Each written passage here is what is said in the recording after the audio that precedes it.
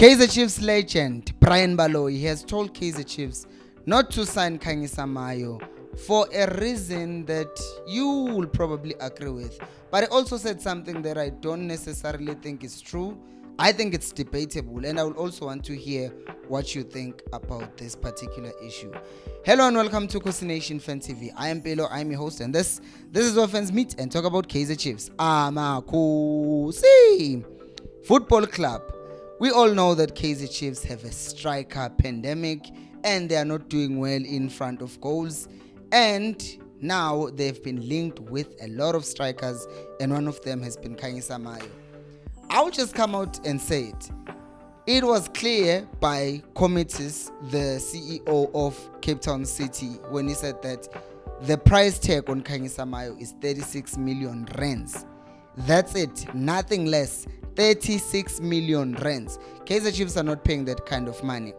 But let's just say, hypothetically, they had money from the Simba Chiefs and they could spend that money on Kanyisamayo.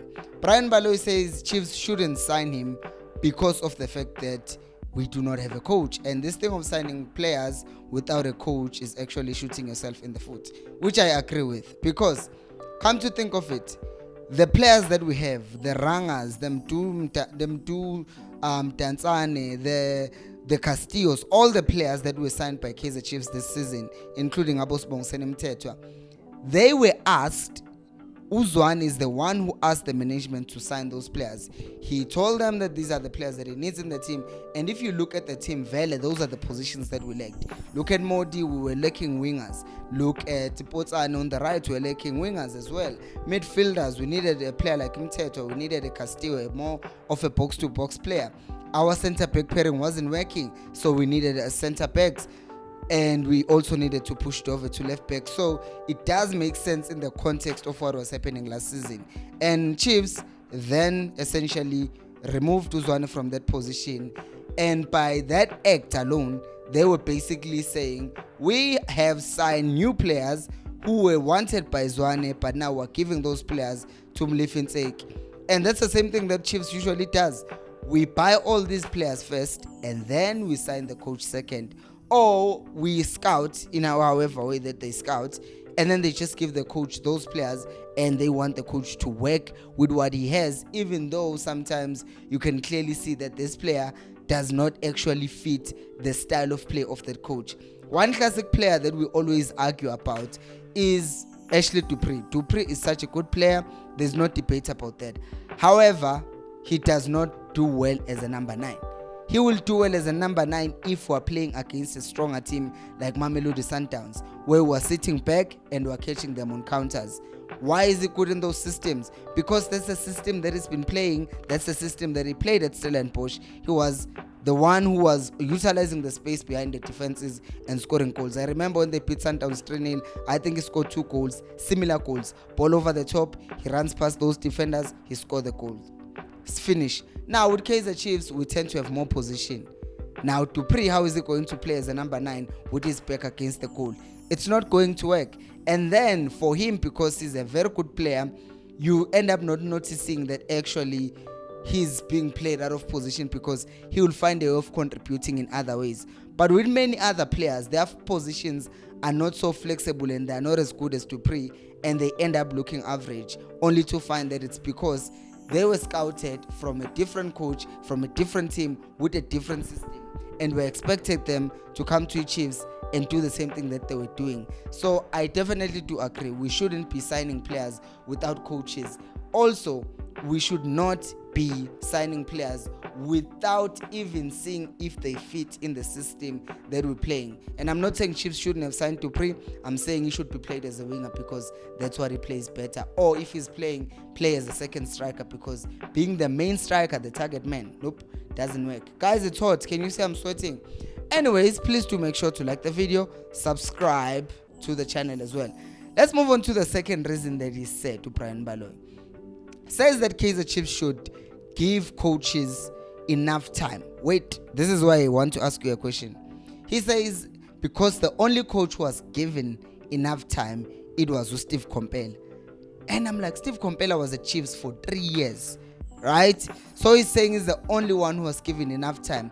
And it made me think, what is enough time then? Like, let me know in the comment section. What is enough time? Is enough time one season? Is enough time 10 matches? Is enough time 15 matches? What is enough time? Because if Baloyi is going to refer to enough time as at least 3 years, because the example he used is Steve Compella, I will disagree, because we can't give a coach that long. We definitely can't do that. It just is unacceptable on my standards, on the Kaizer Chiefs standards, because this is such a big club and we can't be giving people that long to implement their philosophy. And once again, it goes back to the thing, your good team. For the coach to implement his philosophy, what is Kaizer Chiefs' philosophy? Because you can say, oh, it's playing football with arrogance. But what if you are playing a team that is very physical, a team that will make sure that you're not even getting time to get on the ball? How are you going to even play with arrogance if you can't even get on the ball? Because you have to play with arrogance once you have the ball. But sometimes what I see with Kaizer Chiefs is that our players, the ball is not even reaching the strikers who are supposed to score. It's not even reaching the wingers who are supposed to take on players. Those wingers who can play with arrogance and take on people and end up scoring goals. We're not even getting the ball in the final third. So maybe we should not do this thing of just saying, we play with arrogance. Because when you look at even Sundowns, okay, let me not use Sundowns because you'll end up catching feelings. Let's use a team like Barcelona, we know what's their kind of football. They play carpet football, they play tiki-taka. And what has become synonymous with Barcelona is those triangles that they form. So they play the ball here, there's always support, there's someone collecting the ball. Arrogance, that's not arrogance, it's just a proper team structure that every coach is expected to come and implement in every season. But now we have a person who's overlooking how the team is supposed to be playing, as a person who actually played football briefly but did not do that for a very long time and wasn't the greatest to begin with. So it also brings me to a question: should sporting directors, specifically at Chiefs, at least have minimum requirements to be even, let's say, an analyst? Because if they can't even analyze the game or analyze how the team plays, or go to MDC games and watch how they're playing and see that, okay, this is not happening, the structure of the team is not working well, they can't even see what's wrong, they just know that, oh, we lost, then there was something wrong. Because then sometimes you even find coaches themselves, we play up absolute nonsense, and then the coach comes out and say, we played well. You played well where? You understand? So I feel like there should be some level or expectation from the people who are the football managers, who are the sporting directors, to know something about football, so that this Kaizer Chiefs way that we are talking about, we can hold the coaches accountable and say, okay, we gave you 15 games, you did not do something that's good, or we gave you 6 months, we gave you a season, however long that you think is good enough, but when we started, we wanted the team to play this way, and the team is far from playing that way. And I understand, because I understand football, but now it's just like, give him time. How long? How far has it gone? Yabo. So it ends up being very, very unreasonable. But I want to hear from you. How long should Chiefs give coaches to implement their philosophy? And also, do you think this is related to the fact that we are saying players should not be signed before the coaches? Is that happening because we are just signing the good player that season, or is it because maybe them Downs actually do have a philosophy they want to see? That's why they're signing the players that they want. I'm laughing because I know the answer already. Anyways, let me know all of those things down in the comment section below. Thank you so much for watching, and until next time, remember, equals Alpelumoy.